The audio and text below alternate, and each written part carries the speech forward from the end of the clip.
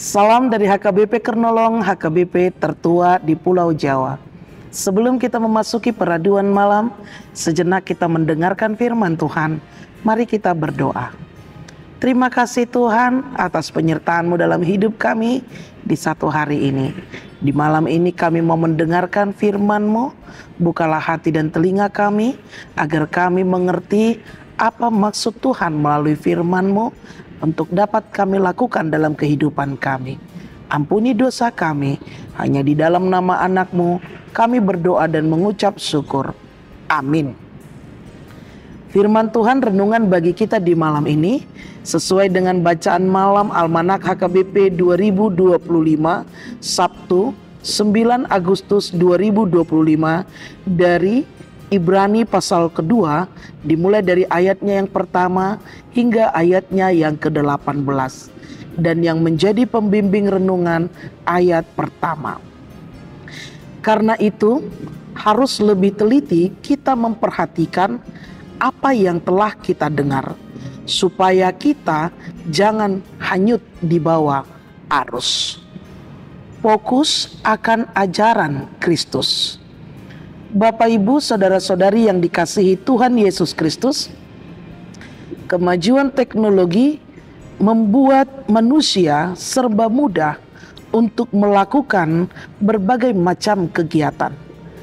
Apabila kita mau belanja, apabila kita mau memesan makanan, kita mau berpergian atau berjumpa dengan orang, bisa kita lakukan melalui ponsel.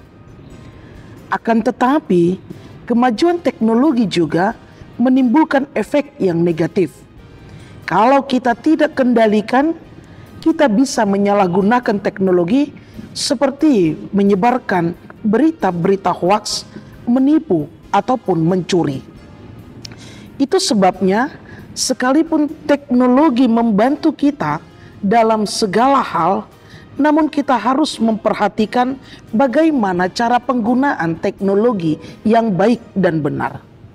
Bapak, Ibu, saudara-saudari yang dikasihi Tuhan Yesus Kristus, firman Tuhan malam ini juga mengajarkan kita untuk bagaimana kita benar-benar teliti terhadap segala ajaran iman yang pernah kita dengar dan pelajari di komunitas-komunitas di mana kita berada. Apalagi tentang keselamatan. Pada zaman penulisan kitab Ibrani, nats kita malam ini, orang-orang Kristen berhadapan dengan ajaran-ajaran yang tidak benar tentang keselamatan.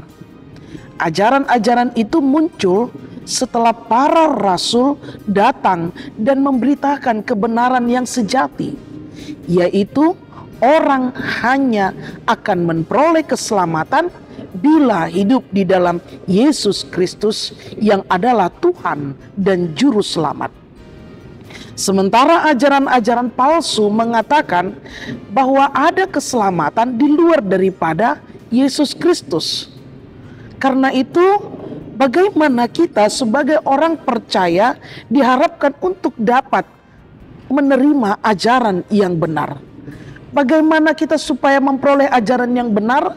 Tentu kita harus fokus untuk mempelajari, merenungkan, memelihara, dan melakukan apa yang telah Tuhan ajarkan dan berikan dan untuk kita imani.